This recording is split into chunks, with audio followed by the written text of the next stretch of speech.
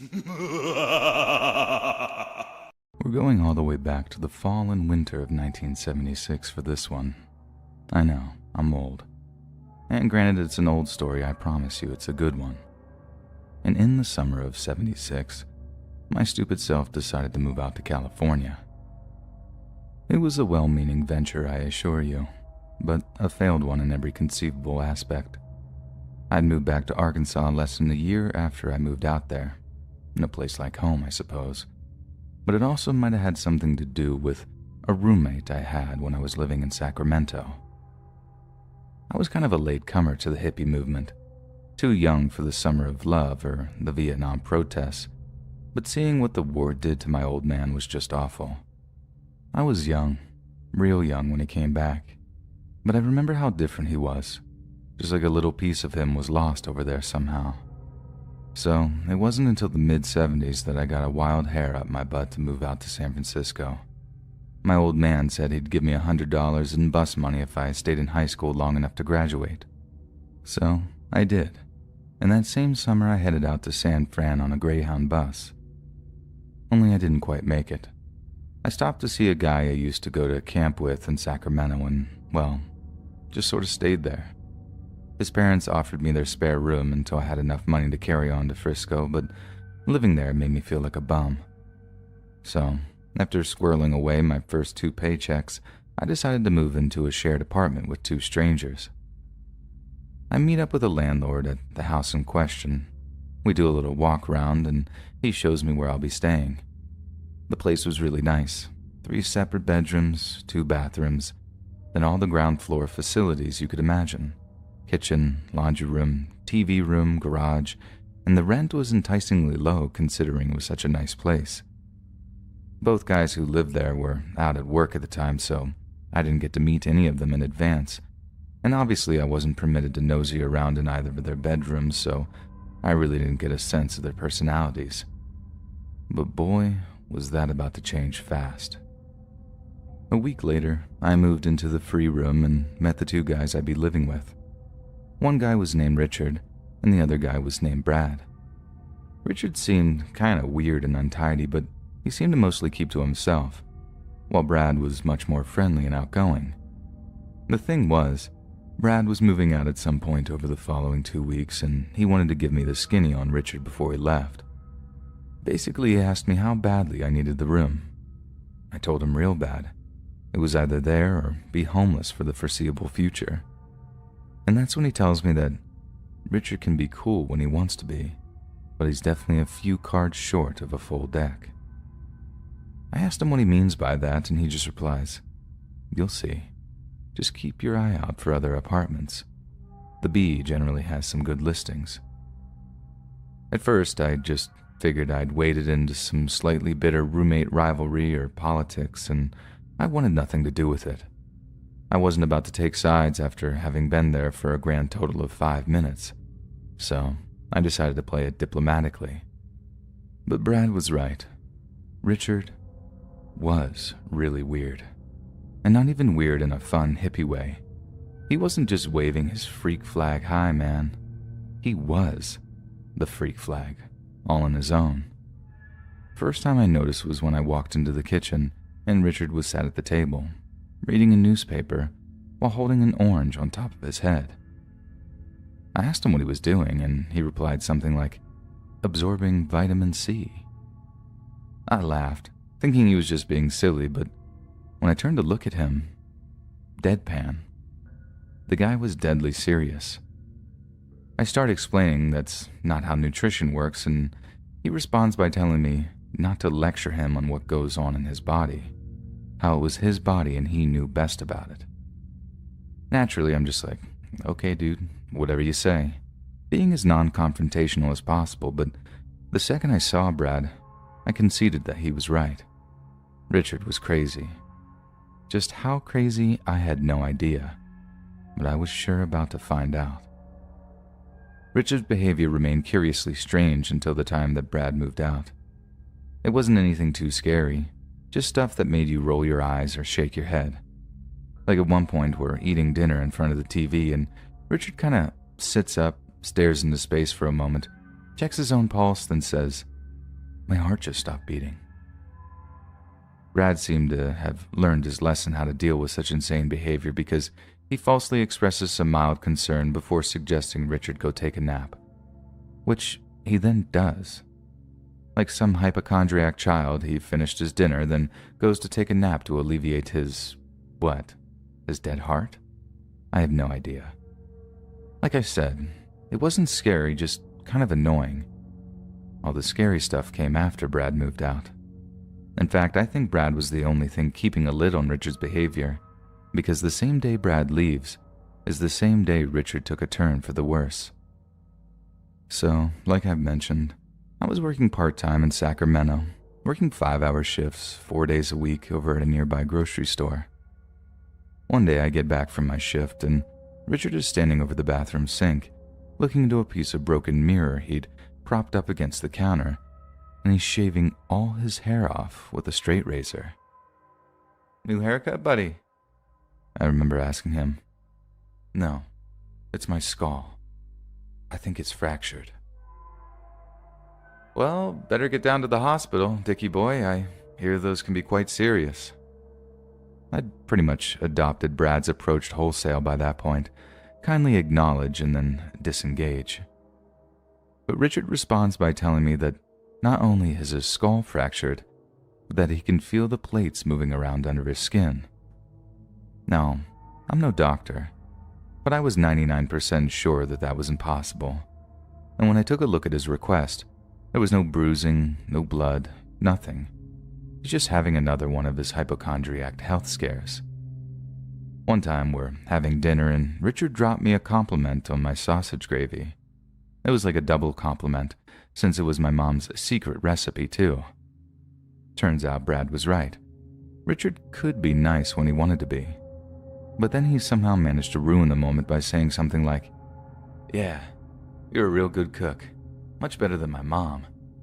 She used to try and poison me." Again, like the thing with the orange, I thought he was cracking a joke, so I laughed. But just like the thing with the orange, he simply stares at me, totally straight-faced, and I realized that it wasn't a joke. Only this time he's actually kind of offended that I didn't take him seriously, and that's the first time I saw Richard's mean side come out. He just stared at me, holding his knife and fork so hard his fists were shaking, and for a moment, I was actually scared he was just going to lunge at me from across the table. Instead, he picks up his plate, clears it, then marches off up to his room. A few hours later, he apologized for being so rude. I forgave him, and thus the cycle began anew. He'd act perfectly normal, then some weird outbursts would have me reconsidering Brad's suggestion on keeping an eye out for a new apartment. But until I could get more hours at the Safeway, that just wasn't an option for me. If you remember, I moved into the apartment during the fall, and Rich's behavior had been, at worst, amusingly bizarre for the majority of my stay. But the closer and closer we got to Christmas, the more he seemed to be slipping further and further into some downward spiral, and it had turned out to be one he'd never fully recover from. And it was definitely one that was made entirely worse by our use of recreational drugs. Like I said, late-blooming hippie here, so when Richard suggested we get our hands on some pot and LSD, I just thought, groovy, you know? I didn't stop to consider that might be a terrible idea given his psychological issues. I actually kind of thought drugs might help him, but good lord did that turn out to be total naivety. Like I said, I thought a trip or two might help Richard out, give him a little perspective, but using drugs just sparked some sort of fire in him. He didn't just use them recreationally like me and my buddies had back in Little Rock. He used them habitually. He tripped every night for a week, until I literally had to hide the little eyedropper of acid I'd bought for us. And when he finally came out of it, he was all kinds of messed up. The day after he sobered up, I heard him coming down for breakfast, and when he walks into the kitchen area, and I look up, I see he's as naked as the day he was born. Obviously, I'm like, screaming, "Richard, put on some clothes for Christ's sake." He just responds with, "Why?" Grabs some cereal, pours himself a bowl, then just sits down to eat. I was just getting progressively, insanely more uncomfortable, and I couldn't bring myself to eat in front of a naked man like that, so I just got up and walked out. Huge mistake. Because I didn't properly address the whole nudity thing, he took that as him having a free pass. So, with an infuriatingly ever-increasing frequency, I'd have my roommate stumbling around the house, totally nude, while taking pulls on a bottle of Jack Daniels. Now, most people I've told this story to, they have said that they'd have been gone the moment the nudity thing started. But what can I say? It was the 70s. I was something of a freak myself, and if I couldn't handle one little weirdo in Sacramento, how was I going to stomach rubbing shoulders with hardcore Frisco hippies once I made it out there? Nope. Instead, the final straw was coming home to find him making cocktails. So like I said, I walk into the house one day and I hear the blender in the kitchen whirring. I wait for the break in the whirring to call out to him as I walk into the TV room. He had to walk that way to get to the kitchen, asking him what he's making. He just replies, "Cocktails," in this dull, flat tone that let me know that he was wasted.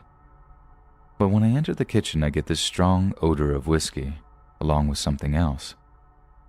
Following whatever he'd been doing, Richard had evidently made this very out-of-character attempt to clean up after himself.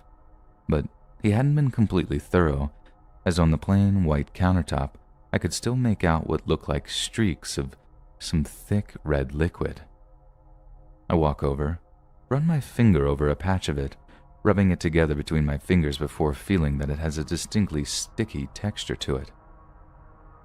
"Richard," I said, "is this blood?" "No," he replied. Suddenly I get this sudden urge to lift up the lid of the trash can, but at the same time, I'm also filled with dread. Whatever, or whoever that blood belonged to, there'd surely be remnants of it in the trash. In fact, upon seeing a small, bloody fingerprint on the trash can's lid, I'm sure that's where I'd find the remains. Then, of course, I opened the trash to see a bloody paper bag with what was clearly a stripy raccoon tail sticking out of it. During the mother of all arguments that followed, when I asked him what in God's name he was doing, he tried to palm me off with an excuse I've never, ever forgotten.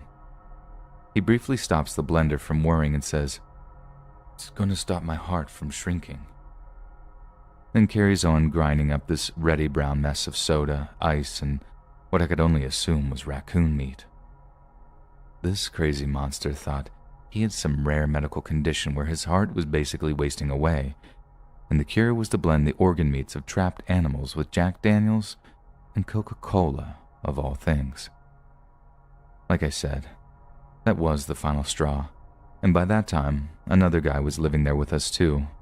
We discussed giving Richard a kind of ultimatum, either shape up or ship out. But considering he'd reached the butchering animals and eating them raw stage of his madness, we agreed the best thing was for us to just get out of there. I called my old camp buddy that night and begged my way back into his parents' spare room. I carried on working at the Safeway for a time, got some more hours, and since I wasn't paying rent in my buddy's parents' place, getting some bus money and a security deposit was much easier. I didn't hear no more of Richard, and when I finally left San Francisco in January of '77, I never looked back. Cut to just over 2 years later, I think about March of 1979, I'm living back with my parents in Little Rock, and I've cleaned up my act, and I'm working at another grocery store with my mind set on applying to colleges. Sometimes I used to get up real early and head down to the grocery store at around 6:30 a.m. to help the owner prep for opening hours, and a real small part of that was unpacking and arranging newspapers near the smaller front counter. I used to kind of take my time with this particular job on occasion, sipping my coffee, flicking through the sports section, all away from the prying eyes of the owner who was counting cash or whatever in his office. One morning, I catch a headline in, I think was the National Enquirer, saying something like, "Cannibal killer's trial date set." Obviously, that's not the sort of headline you read every day, so I start reading the article to get more details. And guess whose name I see, just a few lines down? Yup, my insane, crazy old roommate, Richard Chase. There's even a little picture of him in the margin, and clear as day, it's him. Same guy I lived with for the better part of 5 months. This is all from memory, so you'd have to ask Google for all the details, but here's what I remember. After I left the home I shared with Richard, his condition worsened and worsened over the course of the year, until finally in the winter of '77, he commits his first murder by randomly shooting a guy in the street. A few weeks later, he tries a home invasion, only the family isn't home, so he can't hurt anyone. So he decides to wait. But when they do get home, he gets the heebie-jeebies, turns tail, and runs. The family then arrives home to find that Richard had broken into their baby's nursery before going to the bathroom on the kid's clothes. He was absolutely sick in the head. A short time later, he tries another home invasion, and this time, he kills a pregnant woman. But here's the really messed up part. Before sleeping with her corpse, I read he put dog feces in the poor girl's mouth too. It makes you wonder what goes through a man's head to do something as absolutely insane as that. I followed the case for a while after, and I was happy when I heard he got the death penalty for the things he did. He ended up taking his own life before they could get him to the gas chamber, though. Figured he wanted to go out on his own terms. Only thing that messes with me is that some people say he wasn't crazy, that he knew what he was doing when he killed those women and did those awful things to them. I'm not saying he didn't deserve to die. That's not what I'm saying at all. Heck, I'd even kick the chair out from under that guy in a hot minute if he gave me the chance. But the only thing that's crazy is saying that he ain't. You understand me? I live with that man. I ate with him. I tripped with him. I know Richard Chase. And the cheese slid off that boy's crackers a long time before he started killing. He was crazy as a dog in a hubcap factory the whole time I knew him. And although what he did was a tragedy, I wasn't entirely surprised by it. I feel lucky to have gotten out when I did. Hang around for another year and it might have been me getting shot dead at the side of the road. But the thing that really sticks with me isn't the survivor guilt, or whatever people want to call it. It's wondering how evil like that even comes into this world.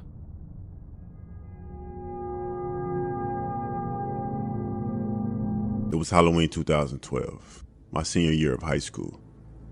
I went to a Catholic school, so we always had the day off after Halloween because it was considered a church holy day. So my friends were game to start our weekend early. On nights where we didn't go to parties, we usually do the same thing. We sit on my front steps for a couple of hours and joke around. Then we would walk the neighborhood and usually end up at this shitty pizza place across town because the prices were so cheap. Since a few of us had recently broken up with our girlfriends, we weren't in much of a party mood, so we did our usual. It's around 10:30 at night and the pizza joint is closing up for the night. There were 3 of us, me, my friend Pat, and my friend Jack. We finish our food, refill our drinks, and head out. To get back to my house, we had to cross this large mall parking lot that's about 4 football fields long and 2 wide. I should mention at this point that we aren't dumb, naive kids. We all had grown up in the city and had our fair share of urban experiences. All 3 of us were pretty streetwise and were confident on the street by ourselves. But we experienced something this night that we were totally unprepared for. So we're walking through this parking lot and it's absolutely desolate, not a soul in sight. Suddenly we see a white tradesman van creeping slowly behind us, about 100 yards back. I know the old white van cliche, but I swear it's a real story. I point it out to my friends and we pick up our pace. We pop the collars on our jackets and we hunch our shoulders out to make us seem a lot bigger than what we were. In an instant, the van speeds up and cuts off our path. Everything in the van is pitch black, so we can't see anyone in there. That's when someone calls out in a non-threatening voice. Hey man, happy Halloween. You guys like Halloween? Despite the jovial manner in which this was said, a van doesn't cut you off in a parking lot unless it had bad intentions. We had nowhere to go. We could run, but they're in a van. They would catch up easily and we'd have to turn our backs to them. He says it again. Hey man, you guys like Halloween? I respond trying to sound tough. Yeah, but it's over now, alright?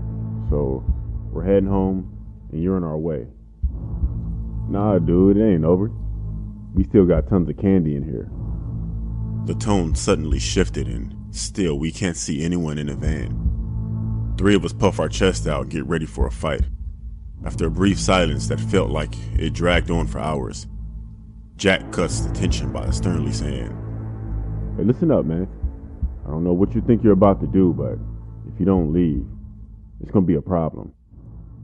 Once he said that, the back door of the van swung open, and two very tall men stepped out. They had black suits on with black leather gloves, and were well built and strong looking. But the most menacing thing was that they were both wearing these cheap Mitt Romney masks. That's when we realized this wasn't a Halloween prank. At that moment, all three of us went to take off, but the van started driving circles around us. We had no idea how we were going to get out of this situation. I have no idea what these guys were planning to do with three 18-year-old men, but they seemed like they knew what they were doing, and we were all getting ready for the fight of our lives. The van stopped, and it looked like they were about to make their move. This was it. I mentioned that there was three of us that night. It was at this moment that our friend, Pat, the one who had stayed silent up to this point, leaned in to the both of us and quietly said, Hey, this is a Hail Mary, but get ready to fucking run when I say go, alright? He then picked up one of our sodas, which was in a cup, and threw it with all his might at the driver's side window. The window was open, and the cup miraculously connected with the driver's head. Pat screamed run, and we took off across the parking lot. The van swilled off in the other direction, and we hurried our asses home. Jack and I were both confused as to why a simple cup of soda got them to give up their plans. Then we found out what actually happened. While we were panicking, Pat kept his cool. He nonchalantly dumped out the drink that was in his hand and slipped a big-ass rock into the cup. Then he waited for the right moment. The driver, thinking that this kid just threw a drink at him, wound up getting pegged in the head with a rock. It probably knocked him out cold, or at least brought us enough time to put some distance between us. All that was left after that was pulling off a miracle and getting the rock to hit. Maybe a guardian angel or God himself took care of that. I'm still amazed by it. But moral of the story, kids, don't panic when you're in a tight spot. If you lose your cool, you lose your fight. My name is Shelly, and 10 years ago, I wanted to make my own money because I was tired of asking my parents for money. I put in a lot of applications and I ended up getting hired at Chick-fil-A. I'm not going to lie, I was definitely excited because of all of the chicken nuggets I was going to be eating. Anyways, after I got hired, I started to get the hang of the job. It was pretty easy. I worked outside in the drive-thru line a lot because we were the busiest fast food restaurant in our town, and people really liked my personality. After working there for a few months, my dad's creepy friend Tyler would come there every day at the same time and go to the same drive-thru line, which was weird because I worked there after school and there were two drive-thru lines. The drive-thru line he'd always go to was mine, and he would always call me Shell Shell, which I've hated since I was a small kid. The thing is, he'd always order small stuff like a small fry or a small cookies and cream milkshake. A few times he came into the line, pull up to me, and then he'd say that he forgot his debit card, and he would just try and talk to me. I'm not dumb. I knew exactly what he was doing. Ever since I turned 13, he always acted weird toward me, telling me that I'm growing up into a woman, or that I look like a young woman now.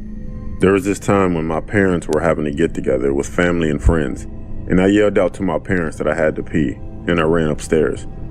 I swear, a few seconds later, Tyler burst through the door, looked at me and said, "Wow," and stared at me. Then he straightened up real quick and said, "Sorry, my bad," and closed the door. Like I said, he was weird. So we closed at 10 p.m., but we always take orders up until around 9:59. One day, we were inside cleaning up, and it was around 10:30 p.m. There were about 5 or 6 of us in Chick-fil-A at the time. I was mopping the floor, and a few of us saw a car pull up to the drive-thru, but turned around at the entrance because we put cones out there after 10 p.m. The car drove around our parking lot at least 10 minutes, and I noticed that it had temporary tags on it. After a while, our manager went outside and went up to the car due to it stopping in front of one of our windows every time it drove around. I watched the manager walk to the car as the driver rolled down the window. The window was all the way down before my manager reached the car, and to my surprise, it was Tyler, my dad's friend. He had a new car that I didn't recognize, but what made this very weird was that even when he rolled the window down, he never looked at my manager. He was staring directly at me, talking with my manager. I was standing behind the entrance door. He saw me looking at him, looking at me, but he never turned away like a normal person would. My manager walked back in and told me and my coworkers to hurry up so we can get out of here. I was the last person to get done with my closing, so it was just me and my manager. My manager told me to make sure the doors are locked.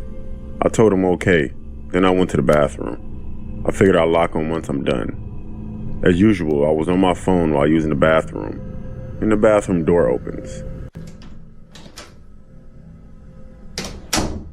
I thought it was weird because my manager is the only other person in the building, and he's a guy. I yelled out that he's an idiot and he's in the wrong bathroom, but the thing is, he never left. It got weirder because I can hear him breathing by the door, but then I heard, Shell, it's me, Tyler Poop. Are you in here?" I picked up my feet so he couldn't see them, but then he started to push open every stall door, saying my name. I texted my boss and it literally said, "Help, bathroom." Then Tyler got to my stall. He attempted to push the door open and then he laughed. He said that he knows that I'm in there. He looked in the crack of the door and said, "There you are." He then got down on his hands and knees, reached his hand under the door, and attempted to unlock the stall. I kicked his arm and he said, "It's me, Uncle Tyler." As he said that, he proceeded to crawl under my stall door. I started to climb above my stall, then my manager burst through the door as I was screaming and crying. Tyler and my manager began to fight. I called the cops. After a few seconds, Tyler was unconscious on the bathroom floor. When the cops and the EMS got there, he was cuffed and loaded up into the ambulance. He was hit with a few charges and was recently released from jail. That situation just heightened my awareness of my surroundings. I am a proud Floridian. At the time of this story, early 2000s, I was going to college in South Florida, and I lived with my family in my hometown located in the Panhandle. It's about a 7-hour drive up through Central Florida to get between my school and my house, so I mostly went home just for the holidays. It was the Thanksgiving of my junior year, and I was excited that I had been able to rearrange my midterms to be able to leave campus 3 days ahead of everyone else. I was expecting to beat the masses of traffic, and I was hoping for a quick trip back home. My roommates wanted to have one last meal together before we all left for break. So we all met up at the campus dining hall around 4 p.m., and I set off on my journey around 5:30. Around 10 p.m., I was just a bit more than halfway there. I always stopped at this mom and pop kind of diner by the side of the highway to grab some food, use the restroom, and called my dad to let him know that I was okay. I didn't have a cell phone back then. Well, I hadn't been through here since summer, and unfortunately the place went out of business. So, a bit bummed out that I wasn't going to be able to get my chocolate chip pancakes, I just kept going. There really wasn't much build up around there at the time, so when I saw signs for a rest stop in, of all places on God's green earth, some bumfuck town called Alachua, I went and parked directly under the streetlight for safety and used the facilities, called my dad on the payphone, etc. I didn't see anyone else there, except for a very exhausted looking woman. who asked me for directions, saying that she was with her husband and 2 small children, and they had made a wrong turn trying to get to Disney. Alachua is about 150 miles from Disney World. So I left the rest area and was walking back to my car when I noticed a beat-up, unmarked bluish-gray work van parked very close to the driver's side door of my '95 Honda Civic. I thought, yeah, okay, that's pretty weird. Of course, it had Florida tags on it. So it couldn't have been the lady I talked to before. I distinctly remember she said she was from Virginia. I turned around and hightailed it back to the rest stop, promptly running into some random middle-aged guy who had 2 little boys with him. It turns out that it was his wife that I had spoken to before. She emerged from the bathroom a second later. I told him what was going on with the van and how I didn't know what to do. He said that he would go and check it out. So he left the kids with his wife, then walked up to the driver's side door of the van. He stood there for a moment before speaking. His voice awkwardly quivered, but I could hear him yelling from where we were standing, about 100 feet away. Excuse me, gentlemen. We've already called the police, so I'm going to have to politely suggest that you get out of here. He then ran back to us, grabbed his wife and kids, and pointed to me with a swift, You, come on, let's get in the car, now. And we all ran back to his car together. Very confused, sitting in the back seat of a stranger's SUV, while he went and used the payphone, presumably to call the police. Meanwhile, the van pulled out of there. I had never seen someone get out of there quite like they got out of there. They ran up onto the curb on their way out. They burned rubber. It was almost comical. The cops got there and I found out what happened. The man went to go check out the van, and he could see inside pretty well because I had parked under the streetlight. The first thing he noticed was that all the seats except for the driver's seat had been removed. There was someone sitting in the driver's seat and another guy hiding in the back with a tarp laid out and a bunch of other random items back there that I couldn't immediately identify. Neither of the men were reading a newspaper or a map. They were both apparently just sitting there, waiting. Still makes me sick just thinking about it. I actually had a pretty decent scare back when I was 14, and I'm in my early 20s now. So some of the more intricate details are a little hazy, but I'll try to tell it as accurately as I can remember. So the story happened on Halloween night in 2013. Me and my 3 friends, Dallas, AJ, and Anthony, had all collectively decided that we would meet up at my house to begin trick-or-treating, as my house was located right next to the wealthier neighborhood in the city. Our game plan to maximize our trick-or-treating efficiency was to start off at my house, then work our way down towards the nice neighborhood, and then loop around. Before we began, Anthony mentioned that he had bought some weed, and so we all smoked some in the alleyway by my house before we began. We made our way through my neighborhood, in a decent bit into the nice neighborhood before we decided to start heading back so we could get to the houses on the opposite side of the street as we started making our way towards my house. Unfortunately, it was already pretty late at this point, and so a lot of the houses had already started turning off their lights. By the time we were almost out of the nicer neighborhood, just about every house had turned their lights off, except for this one that was attached to a bunch of other townhouses. We, being the desperate, candy-starved teenagers that we were, weren't going to let the late hour of the night sway us from our potential earnings. So we all made our way up onto the porch and rang the doorbell. We waited for a decent bit, probably a good 30 seconds, before we finally heard some loud thumping behind the door. It was an older male, probably in his early 40s. He answers the door in a stained tank top and a pair of denim boxers. The guy looked like he hadn't showered or shaved in like a solid week, but he did seem pretty nice though, despite his appearance. And he made some sort of joke about us being the only trick-or-treaters out there, as we had stayed out later than everyone else, and so we deserved a better reward than the rest of them. He told us to wait there just for a moment while he went and got some treats for us. None of us really found his appearance weird, and I partially blame the weed that we'd smoked earlier, as we weren't as paranoid about him as much as we were paranoid that some cops would see us walking down the street and somehow know that we smoked. We heard his thumping footsteps as he walked around his house, and then a couple of minutes later, he then came back with some black DVD boxes. He held them out like a deck of cards, and he told us to take what we wanted. As he said this, he cracked a smile, and I remember thinking about just how gross his yellow jagged teeth were.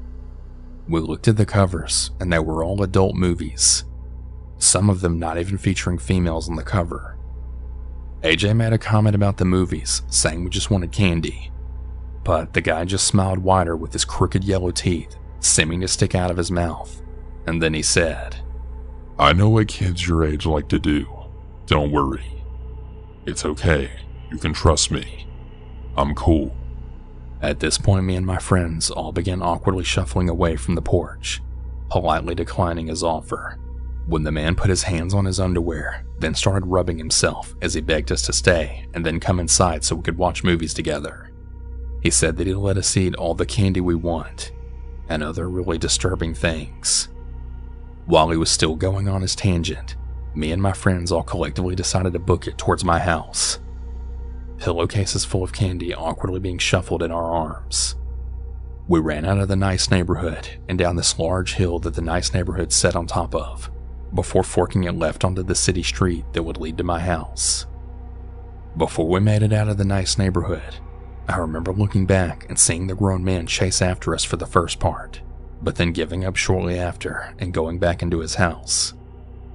We eventually made it to my house and went directly into the basement through a set of stairs that was in the back of my house. While we were in there, we all collectively talked about just how insane what happened was, and we wondered if the weed we smoked had made it seem weirder or maybe more normal than it actually was. Either way, we egged his house the next day, and we never went back there for Halloween ever again. Let me set the scene. The year is 1998, and the Euro is created. I was of the age of 14, sitting on my parents' desktop PC, using god-awful dial-up internet to research the history of William the Conqueror's harrying of the North, when my friend, who for the purposes of this story shall be called Jake, messaged me on IRC. Hey, some dude at school told me something really cool you can do on your PC. What? I asked. 1. Open up Start. 2. Go to Run. 3. Enter 2ndrely2.frt. 4. Tell me when you're done. I did what he told me. What opened up looked like some type of command prompt. It had 2 boxes that text should be entered into, and a regular command line. Done, I informed him. In the box, write your name. In the second, write a password. And in the other bit, write rtile.oh.us. I did exactly what I was told, and a box telling me to enter a nickname popped up. I wrote Tom Elton. The window closed. A few moments later, a batch file opened that said, Welcome to the Artile, Ohio chat room. User Tom Elton has joined. I spent the next few months talking to my friends on that chat room. I had no idea who created it or hosted it. It seemed to only work in the Artile, Ohio area, meaning I could talk to anyone there in theory. The only people who were there was me, Jake, and a couple of other people I was friends with. Someone from the preparatory school across town, and once, somebody who claimed to work for the insurance company's tech support, who left after the only response he got was, "What school you at?" I don't know why we used this instead of a normal chat room. Maybe the whole secret gathering aspect of it made us more drawn to it. I don't know for sure. I woke up one fall morning and checked the chat room and found out that I had been promoted to an administrator. I had no idea who did it, but I got to brag to my friends for the next few days and change what people were typing to make them look dumb. But other than that, my powers went unused, until one day, I logged on to see that the anonymous messages to admins was not empty for a change. I wish I didn't check to see what was there. It was a full story from a user called 09HDI7RF, written in multiple single sentence messages. They described how they were being physically abused by their parents, how they weren't allowed to go outside the house, and how she snuck into her dad's computer and saw this chat room open and decided to tell anybody she could. I responded with, "Who is this? Also, if this was real, you would have called the cops." Later that day, the chat room stopped working. I couldn't get it to work at all. I got an error message every time I searched the command on my PC's run feature.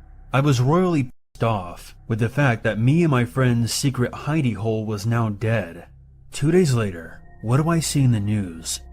Girl shot dead by her father after breaking out of her home through a window. The mother was in police custody, but the father was never caught. The family's PC contains documents describing kids named Jake, Tom, and others, describing what he imagined their appearance to be and what he would do to them if he ever found them, which was too horrific to describe here. That man was never caught, to my knowledge. He is still on the run today, hiding amongst everyone. I'm certain that he will never be caught. This encounter happened back in 2007 when I was 20 years old. I'm a female, and I didn't get my driver's license until January of that year. So now being able to drive myself opened a lot of doors for me. And because of that, I took a lot of solo road trips to my friend's house that was a couple states over. I remember one time specifically, I was driving alone on an interstate on a random day in July on my way to visit my friend for a long weekend. Her parents were away, and we had the house to ourselves and were planning on drinking, hot tubbing, and to overall just have a good time.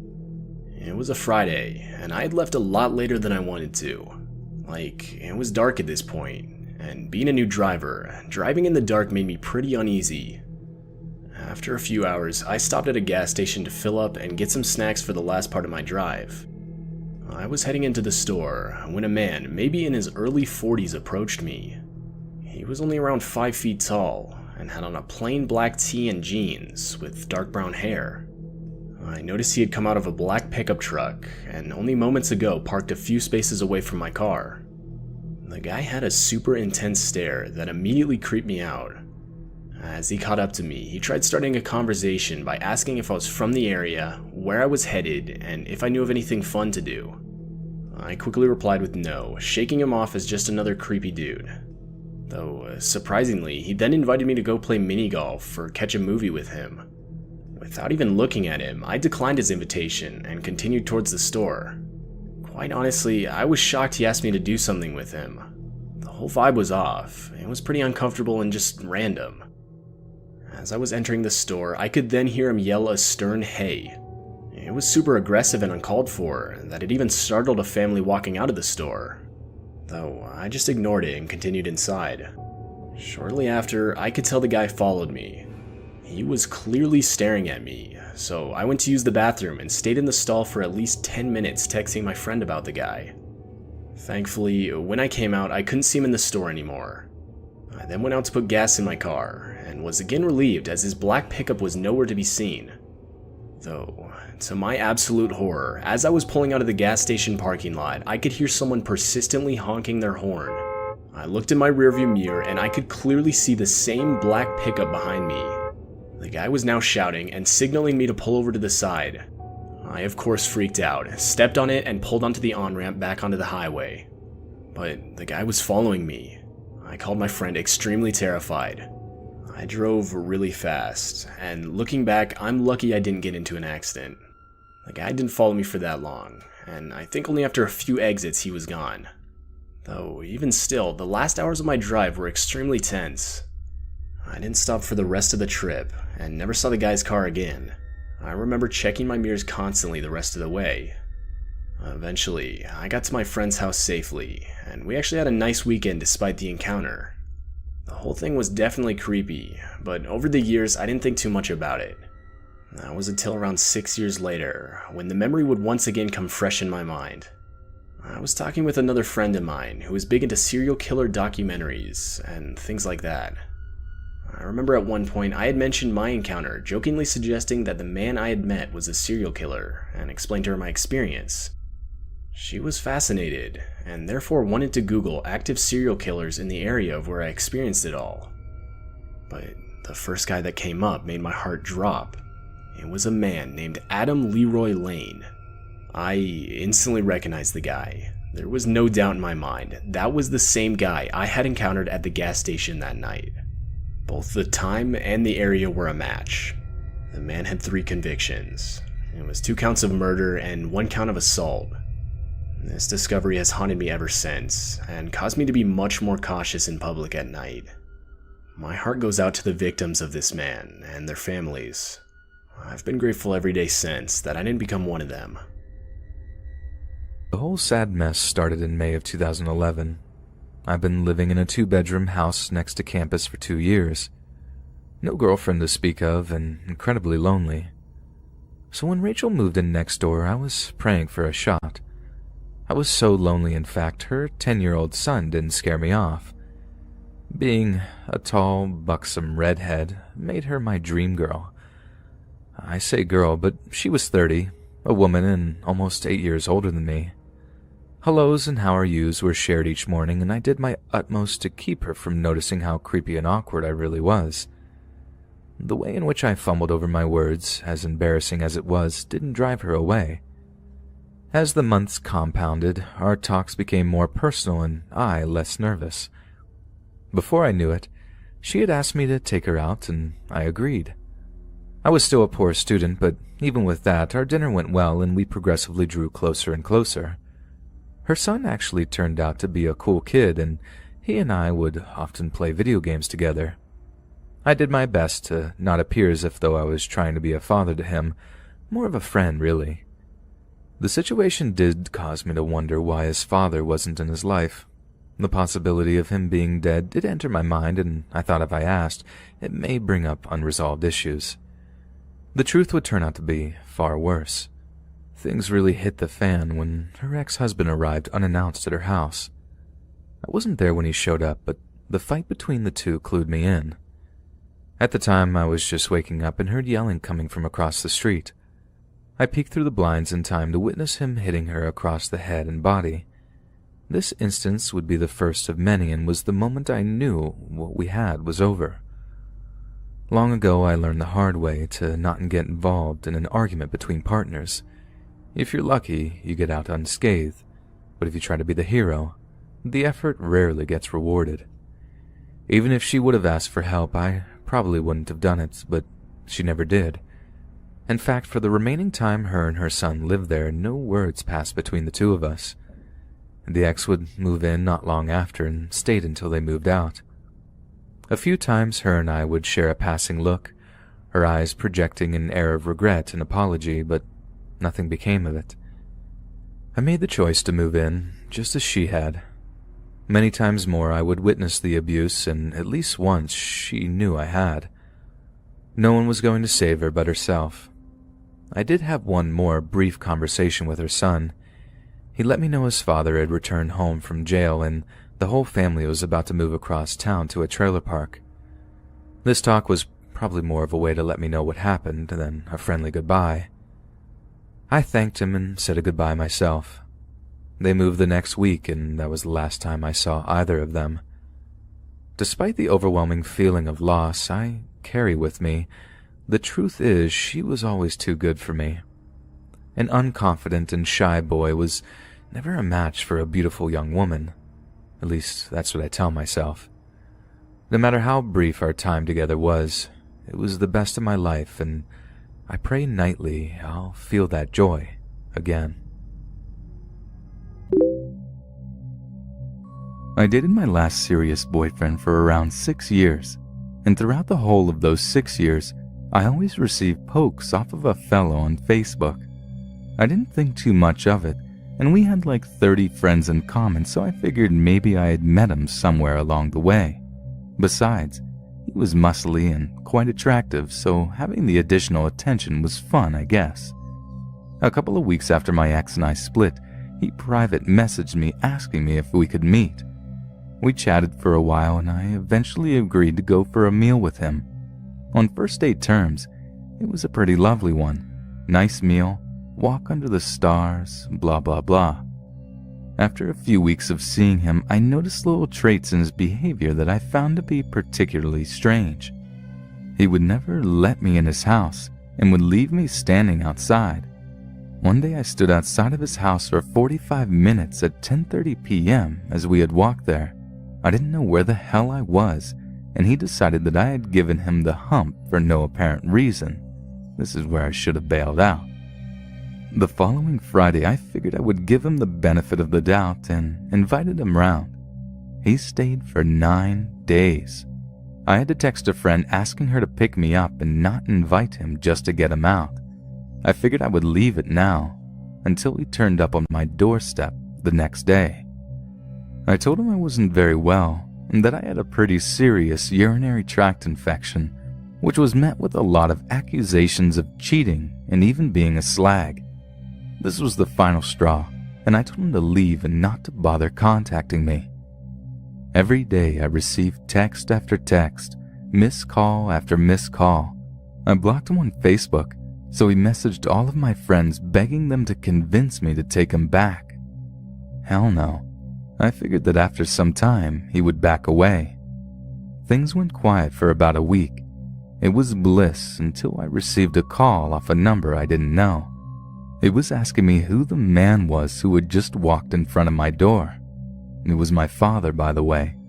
This happened every time someone walked in front of my flat. Male, female, it didn't matter. Turned out he knew someone who lived across the street from me and had him and his lovely girlfriend watching my every move. Things calmed down again after speaking to the couple and explaining the grief it had caused me. He told them that he was still together with me and he was concerned for my safety. And I thought he had got the message until one day when I finished work and caught the bus home. I had this perfectly timed so that I would always be pulling up to my estate at 6 p.m.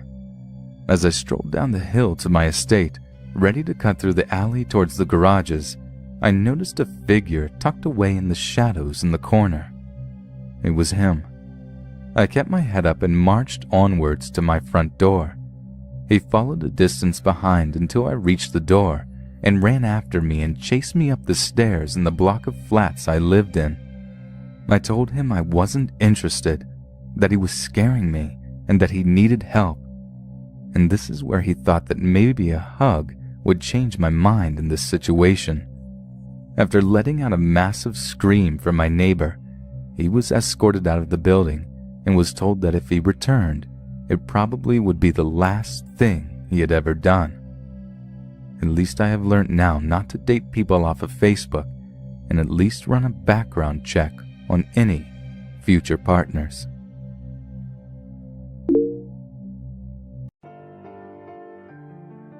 My parents were born in 1952. Their first child, my sister Janie, was born early in 1958. The story takes place at the very beginning of 1959. Now, my father was away on business and I wouldn't be born until very late in 1960. So my mother and my infant sister are home at the time, and they're both having really bad bouts of the flu. My mom decides to call her mother to come and help her. Now, it's in the middle of the night. My mom, dad, and sister lived in New York City, Manhattan. Grandma lived in Queens and Flushing. So my mom calls her mom and she asks her to get a cab and come into the city. Grandma says sure, okay. So enough time goes by for Grandma to arrive. My mom then hears a weird scratching sound on her front door. She's a little spooked and she says, "Mom, is that you? If that's you, why don't you ring the doorbell?" There was no response other than more scratching. Now my mom is really spooked, but asks once more, "Mom, is that you? Whoever it is, if I don't get an answer right now, I'm calling the police." And then just more scratching at the door.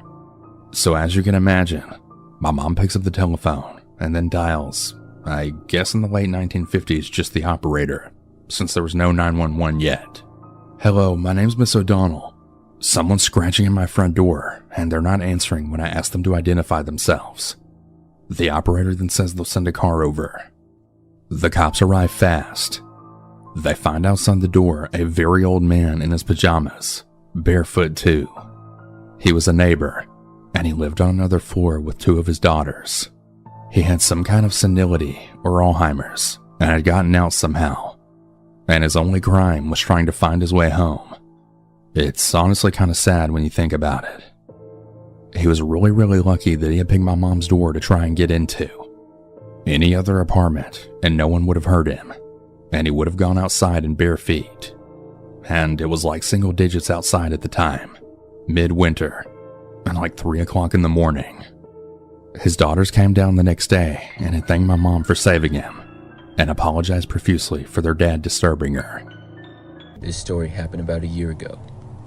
I was at Chick-fil-A with my girlfriend one night. It was one of both of our favorite restaurants, and we would get it all the time. Usually we would go through the drive-thru, but tonight we decided to eat inside the restaurant. It was a little bit later at night, and not very many other people were there at all. We sat in a booth on the far side of the restaurant, and were all by ourselves for the most part. We were eating, joking around, and just having normal conversation, when all of a sudden I heard a banging at the window right in front of me. We were sitting by the window, so I was super startled. Because it was dark out and the way the window was, I couldn't really see out of it very well at first, but when I looked, I saw a man. There was a guy who looked pretty mean. He was angrily banging on the glass right in front of us. My girlfriend and I were both pretty startled, and we watched the man to see what his problem was. He started to yell something at us, but I couldn't understand what he was yelling. The man wore a dark sweatshirt with the hood up and appeared to wear glasses and have a brown goatee. I don't know if he was insane or what, because I certainly hadn't done anything to make him angry. The man then suddenly stopped yelling and turned his back on us, then sprinted away into the night. My girlfriend and I both looked at each other in shock. "What was that?" she asked. I figured the guy was insane or on drugs or something like that, but we were both just glad that he was gone. Like many Chick-fil-A's, it was next to multiple businesses, so we figured he had come from one of those. We both talked about it for a few minutes, and then were ready to go back home. I had to use the bathroom, so I told my girlfriend that I would be right back and then we would leave. I walked inside the bathroom and to the urinal and did my business. As I was in there, though, I remember seeing someone was using one of the stalls in the men's room. When I was done, I got to the sink and began washing my hands, when I heard the stall door start to open. I casually looked over to see who was coming out. I couldn't believe my eyes when I saw the same man who had been outside. He stopped in his place and just stared at me. Then, slowly, a really wide and creepy grin came over his face. I didn't waste any time and quickly left the bathroom as fast as I could. I saw my girlfriend was waiting for me by the door, and she could see the panic on my face. She asked me what was wrong, and I just told her we had to go. I didn't pay any attention to if the man followed us or not. When we got to the car, I told my girlfriend about how I had seen the man in the bathroom. She was really shocked to hear this, and we drove home after that. Thankfully, we never saw the man again. What was the most crazy thing is that we had a view of the only entrance to the restaurant the entire time, and we never saw the man come inside the door. I don't know how he was suddenly inside the bathroom, but thinking about it gives me the creeps. About 5 years ago, when I was 16, I was living in western Pennsylvania in a heavily forested area. On this particular night, I was home alone with my younger brother, while my mom was out at a baby shower. I was in the kitchen making dinner for myself when I heard a knocking on the front porch. This wasn't a common knock, like someone might be waiting for me to open the door. It was more like a few loud taps close to one of the front windows. I paused and glanced around. From where I stood in the kitchen, I could see the front door and one of the front windows. All the lights on the ground floor were on, and with it being dark outside, all I could see in the windows was a reflection of the inside of my living room. I waited for a few moments, but when the sound didn't come again, I shrugged it off and continued concentrating on the stove. After maybe 5 minutes, long enough for me to forget about the sound, it repeated itself. This time from the front window at the far side of the house. "Mark?" I called out, thinking it might have been my brother. There was no response. I walked over to the front of the house and peered outside with my hands pressed to the side of my face, but I couldn't see anything. I turned as my brother came down the stairs. "Did you just hear something from around back?" he said. I held up a finger to indicate that we should pause and listen, and almost on cue, we heard footsteps calmly walking across the wooden floor of our wraparound porch. just outside the dining room wall. "There's someone out there," I said quietly, more angry than scared. It was at this point that we should have locked all the doors and called out the window that we were calling the cops. But I was a stupid, headstrong kid, and pissed off that someone was messing with us. I remember my brother asking if the person outside was trying to distract us, but I was already at the gun cabinet. I should point out that I was raised with guns, and I knew how to properly handle one. I pulled out the 9mm from the drawer and loaded it. "I'm going to scare him off," I told my brother. "Lock the front door behind me." Before I could even give him a chance to argue, I was marching to the door with the gun in my hands. I threw open the door and stepped out into the porch. My brother then flicked on the outside lights, and right there, about 8 feet in front of me, was a sickly thin guy wearing a hoodie with light blue eyes and a soul patch on his chin. He had been in the process of stepping onto the porch, but the moment he saw me, he spun around and ran like a bat out of hell. I took off running a few yards after him, then stopped, pointed my gun in the air, and fired off a shot. "That's right, fuck off!" I cried out. I waited until he disappeared into the trees before turning around to face the house. I don't think I'm exaggerating when I say that for a few moments my heart stopped. I felt that momentary wave of ice water through my veins, and the painful thudding of my heart in my chest as it tried to correct its rhythm. There was at least 8 other people standing around my porch, and a handful more scattered around the yard. They were mostly men, but there was also at least 2 women, all dressed in dark jackets and hoodies, looking mostly like they were in their early 20s. None of them said anything. Instead, they all just stared at me, their hands mostly in their pockets, and I couldn't tell if any of them had weapons. Then they all just scattered. Some jogged away, but most of them just walked off in different directions out into the woods. I legitimately forgot for a handful of seconds that I was holding a gun, until I raised my hands to my face and felt its weight. I sprinted back to the front door and pounded on it until my brother let me back in. I had no idea what to tell him. I had just fired a gun up into the air, and none of them had cried out or made any sound whatsoever. Had they been drunk or something and were trying to pull a prank, they would have said something. They would have been like, "Whoa, sorry man, wrong house, put down the gun." But all they did was just look at me, like I had just ruined their surprise attack. And more disappointed than scared, they all just wandered off. I had no idea what to make of it. My brother turned on all the lights in the house and called the cops, who to their credit arrived within 10 minutes and swept the perimeter. There were footprints everywhere, and they asked my brother and I numerous times if we had just had a party.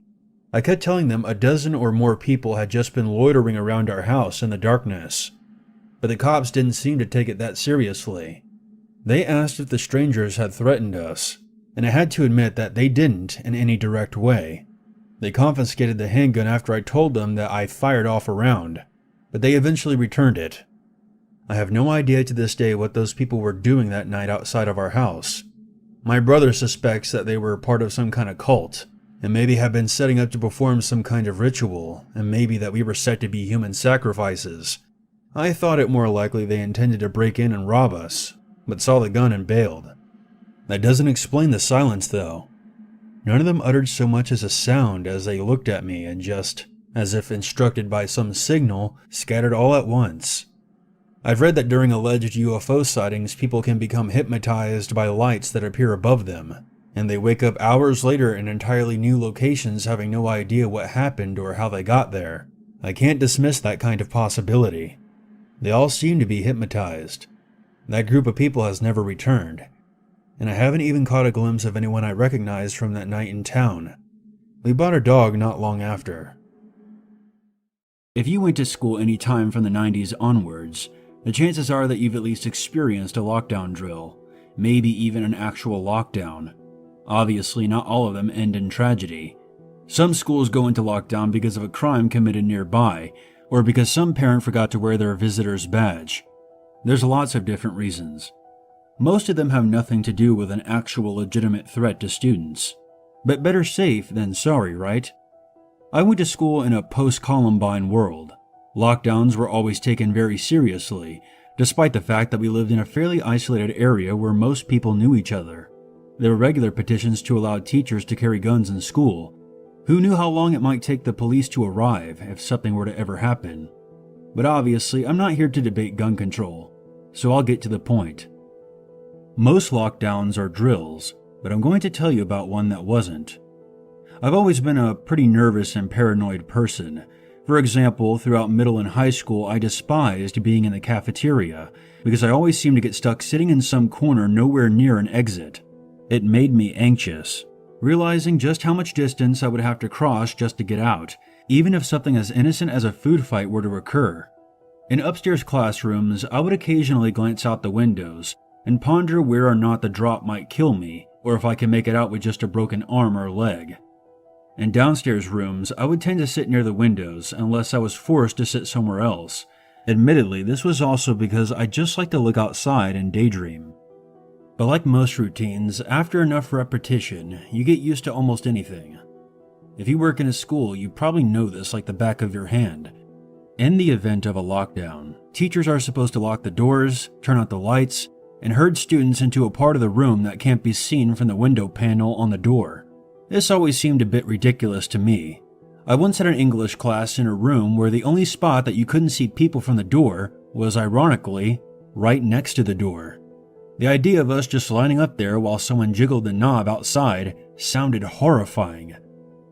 However, I did have one major concern. What would happen if I were caught in one of these drills outside the classroom?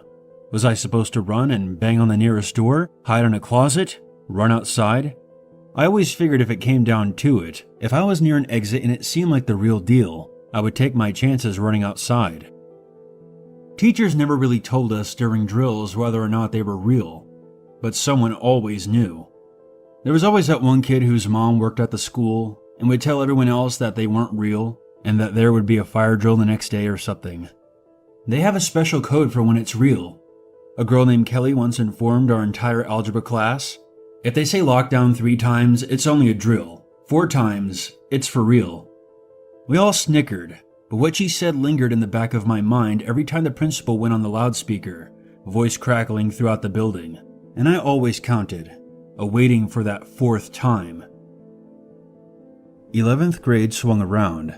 Now officially an upperclassman, I let a certain confidence seep into my step. I was 16. Next year I would graduate and would be going to college. I practically owned this dump. I would see everyone that I hated working at McDonald's. You know, the usual 16-year-old spiel. I no longer felt the need to rush into first period. Instead, I lingered in the hallway with other relaxed juniors and seniors and made fun of confused freshmen, and actually made eye contact with my teachers. This newfound skip in my step was what led me to cutting the first period bell very close, as I wiped out my shirt with a wet paper towel in the bathroom. Someone had tripped on the bus and had gotten what I prayed was iced coffee on me. The stain did not look like it was coming out, and I hadn't brought a jacket that day. I groaned, balled up the paper towel, and chucked it at the garbage. I missed. Through the thick bathroom walls, I heard the distant crackle of the loudspeaker. Were they starting the morning announcements earlier this year? Maybe someone had parked in a teacher spot, again. Lockdown, lockdown, lockdown, lockdown. I was more caught off guard by the fact that it sounded like the secretary was making the announcement than anything else. Only after a moment or two did it sink in. This wasn't a drill. I stood there, completely motionless, wondering what the hell I was supposed to do. Finally, I lunged towards the door and yanked it open, peering out into the hall. Every door was shut. I was on the 2nd floor. I thought I heard distant yelling from below. My panic then settled into a cold fear that pulled in the pit of my stomach. I darted back into the bathroom, trying to rationalize things. Maybe I had misheard it and it was just a drill. I tried to remember how the person on the loudspeaker had sounded. Were they frightened? Forced calm? I don't know, and not knowing was the worst part. The police had to be on their way if this was real, I assured myself. So as long as I stayed put, everything would be fine. What potential school shooter was going to check the bathroom? That said, I ran to the last stall, the one for people with wheelchairs, and scrambled up on the toilet. Should I lock the stall door? No, there was no point. If they did come in, it would be obvious that someone was in there. What if somehow they saw me through the small space in the door? Could I somehow wiggle on the ground from one stall to the next in an effort to evade them? By this point, I was slightly hysterical, but I knew, in the back of my mind, like you always know in these situations, if they did come in here, I would probably die. Ridiculously enough, I began preparing my last lines. What would I say? Should I try to plead with them? What if it was someone I knew? Maybe I could talk them down. But I couldn't even convince myself, never mind someone already homicidal. Should I try to be the hero and go for the gun? Right, and get shot in the face. Perhaps I could stall them. Stall them. I started to laugh. I didn't know why. Crouched on a grimy public high school toilet seat, my chuckles faded into harsh breathing, and I told myself not to look up, no matter what.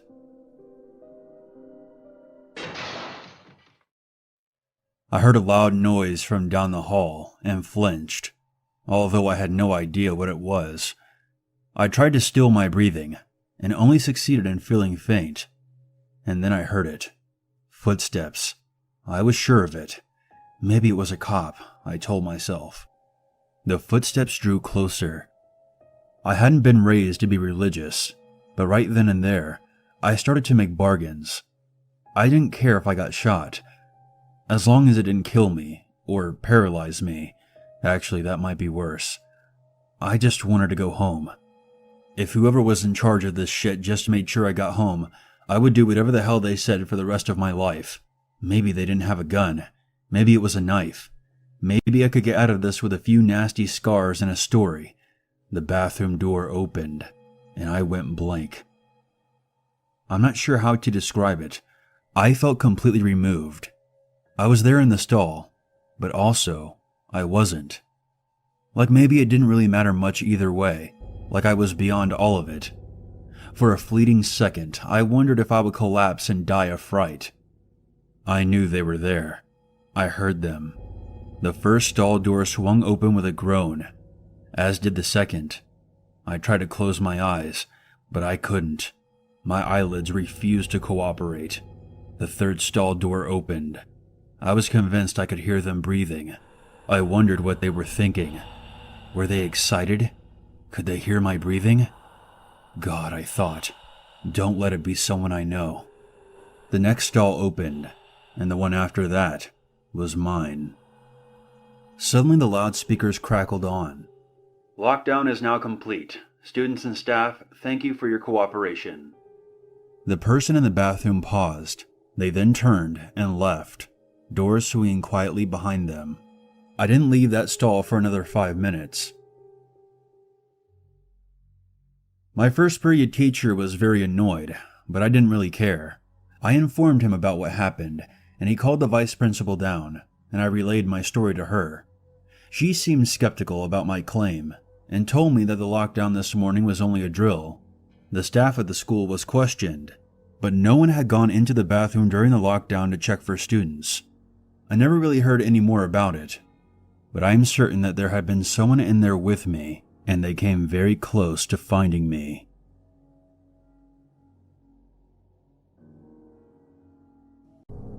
I've been urged by those close to me to share my account of a recent life-changing event I experienced while working the drive-thru window at my fast food job. Until this happened, I had yet to fall victim to the irrational angers some carry around all day inside of them. I was unaware of how easily they can be triggered, and now that I have seen it firsthand, I'm not sure I'll ever be able to fully trust another human again. Although, at this time it is still very difficult for me to relive the event, I am encouraged that, to do so through this post, I may be able to begin to take charge of my life again. I guess I'll start at the beginning in order to make what came next make more sense. My name is Zoe Marie, but my friends call me Zoe. I'm currently 17 and will soon graduate high school a year early because I was allowed to skip ahead a grade when I was younger. In order to instill a strong work ethic into their young daughter, my parents encouraged me to get a job once I had turned 16. Not being one that wanted to disappoint my parents, I soon found a part-time job at a chain burger and fries restaurant near my home. I would often ride my bike the 2 miles after school and work a few hours during the weekdays and longer shifts on weekend evenings. So I had always had all of my things paid for up until that time. Seeing each check filled me with a mixture of awe and achievement. These feelings appeared to have done exactly what my parents had hoped and fired my will to work even harder. I'm not sure if this desire spawned from a place of greed. I'm sure the argument could be made. Nonetheless, I did look forward to each shift. My shift that night had started at the counter, but once the girl working the window ended her shift, I was moved to her station. At the time, I had no preference between counter and window. You came into contact with the rude and crude working both, and this night was no different. I had already had a big fat woman with her 3 snotty-nosed children in tow scream at me for making a small mistake in her order. Perhaps the only benefit I did have was that I rarely worked after midnight, so I didn't have to deal with many intoxicated customers that came later. The 1 or 2 times I did work later, I found it a trying experience. I'll keep my moral views to myself. I will only say that I see those who partake of alcohol as weak, and I'll leave it at that. My shift was ending in around an hour when I met my last customer. From the way the gentleman was speaking, I could tell he had been drinking that evening. The transaction was a string of confusion and chaos. He changed the order multiple times, and those in the car with him sounded as confused as him. The entire mess came to a head when I informed him that our shake machine was out of order.